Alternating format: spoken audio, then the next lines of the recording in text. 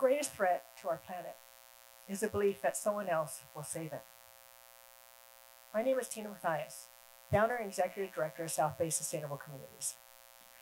I began my sustainable journey back in 1987 when I started a 32-and-a-half-year career at the Living Coast Discovery Center, a zoo aquarium here on San Diego Bay.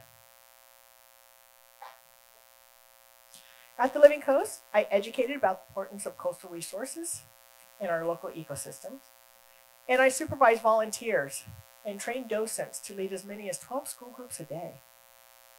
I organized environmental, stewardship and outreach programs, community cleanups and restoration projects, and developed the Zero Waste Outreach and Education Program.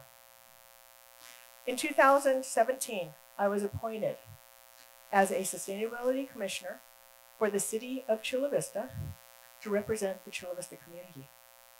It was during this time I learned how politics affect the rollout of new laws and ordinances, which showed me that when a new law is created, in most cases, it takes many years before it reaches our cities and our communities. This really became evident with SB 1383, the new Organics and Food Waste Reduction Law. It was created in 2016 and didn't roll out into our community until 2022. This law reduces food waste from going into our landfills, which will reduce the production of a slow gas called methane in efforts to affect the impact of climate change. Cities are tasked with educating our community on ways to sort and divert the food waste from the landfill, and are also requiring waste haulers to create industrial composting systems. As a sustainability commissioner and educating about zero waste at the Living Coast, I realized that we needed to get this information into our community. And so I began a nonprofit, or neighborhood pilot program, in my cul-de-sac in June of 2019. Through this program, I walked through my neighborhood and educated my neighbors on how to reduce food waste, food scrap sorting, benefits of compost, and about our neighborhood collection site where food scraps would be turned into the compost bin by a master composter every 2 weeks. This master composter was certified and trained from a program that was offered by the City of Chula Vista. Our neighborhood pilot program was so successful that when the pandemic hit, I found myself, like many, without a job. And at that point, I began a nonprofit called South Bay Sustainable Communities Network in July of 2020. Soon after that, I officially retired from the Living Coast Discovery Center and began educating the community about food waste diversion through outdoor programs, workshops, and presentations, and signed up community neighborhoods to host a hub house to collect their neighborhood food scraps. We ended the first calendar year, 2021, with 12 neighborhoods, composting over 31,000, that's 15 tons of food scraps. We also began working with food drives who would not be able to give out all the food in their allotted amount of time, and instead of throwing it into the waste bin, they gave it to us. So we redistributed over 7,000 pounds of edible food back to our community. In total, we diverted over 38,000 pounds from the landfill. At the end of 2022, our neighborhood program, composting program, consisted of 16 community neighborhoods, composting over 50,000 pounds of food waste and redistributing over 10,000 pounds of edible foods. Though we were growing, I didn't feel that we were doing enough in our community to get this information out. So I realized we need to start educating our youth, who are our future. It was at this point that I began working with some of my educator friends, and we developed a student-led zero-waste program called Youth for Sustainable Future. And you will hear me refer to this program as Y4SF through the remainder of my presentation. The video that you're about to see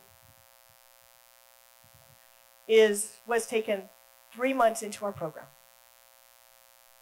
This is nearly 38 pounds of organic produce that would have been thrown away if not for a group of Bonita Vista High School students who saved it from the dump. It's lunchtime here in Chula Vista. What's on the menu? Mixed veggies, corn dogs, tamales, and of course everyone's favorite. But not everything that lands on a student's tray will be eaten. Perfectly good, edible food tossed in the garbage. Those uneaten chicken sandwiches would eventually find their way into a landfill, decompose and create methane, a harmful gas that contributes to climate change. Not to mention all the water, fuel, and labor it took to get one of those sandwiches on tray. Well, the biggest problem that we have is that we are a society of throwing. In America, 40% of food grown is wasted. Matthias is the founder of South-Based Sustainable Communities. She wants to educate the next generation of Earth citizens. For the organics, it would mostly be bread, like the orange peels. Here at Bonita Vista, Hilltop, and Otay Ranch High Schools, some students are giving up their lunch break to sort through the trash cans in the eating areas, food scraps that can be used for compost, paper and plastic that can be recycled, and perfectly edible food that can be used to feed someone in need. In 2.5 months, the 3 schools have saved over a ton of food. They rescued 2,800 pounds of edible food that was back out into the community with food drive, Salvation Army. I work with seniors too. Students working to better the planet while hoping to educate their peers. And as a teacher, I mean, this is what I want them to do. I want them to be a part of their community, pass this knowledge on. Seeing the amount of perfectly good food stacked high in the bin makes the problem of food waste seem very real. The climate is getting hotter and people are still going hungry. While it might only be a few high schools, it's this generation that can learn to change their eating habits for a greener future. They realize that this is their future, that this needs to happen for them to be healthy and live a sustainable life. Tim Logic, CBS 8. This is great. Y4SF is creating change in the way students think of food waste in our landfills, especially when it comes to edible food waste. The most surprising result from our zero waste program is the amount of edible foods being rescued and redistributed into our community.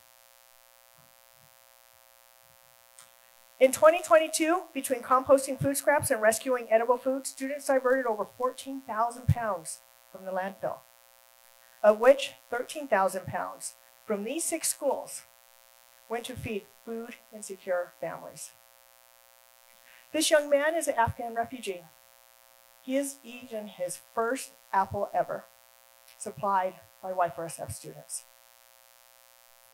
Seeing the amount of food being rescued, I began to realize and implement food recovery education and statistics into my school presentations. Food insecurity means not having access to enough nutritious food for an active and healthy lifestyle, which can lead to health issues such as diabetes, obesity, heart disease, mental health, behavioral problems, and the list goes on. Across America, 12.5% of households are food insecure. And in California, that's 4.8 million individuals. In San Diego, 330,000 people are facing hunger daily.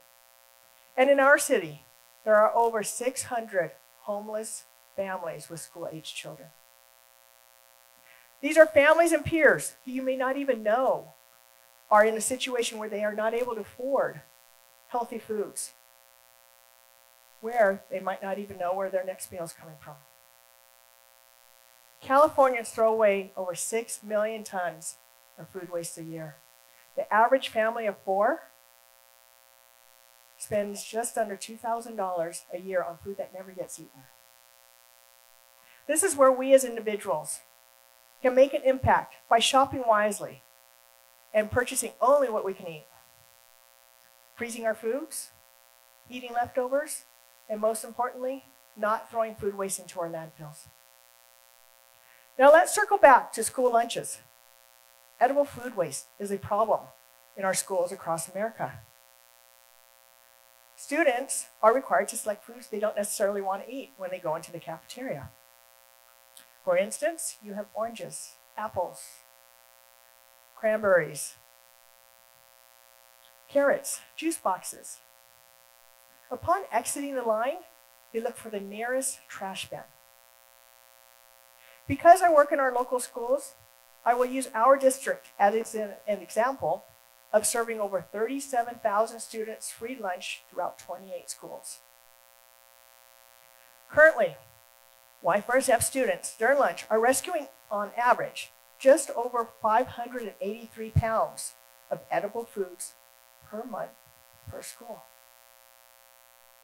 We estimate that when we are in all 28 district schools, FirstF students will rescue over 163,000 pounds of edible food for the community every year. That's 163,000 pounds of edible foods being diverted from our landfill.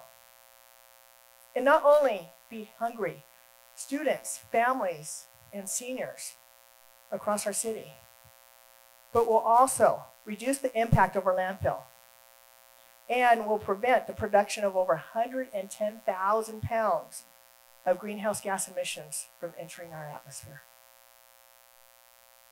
Reducing the impact of climate change while feeding the community, Youth for Sustainable Future students are leading the way to a healthy and sustainable future. Thank you.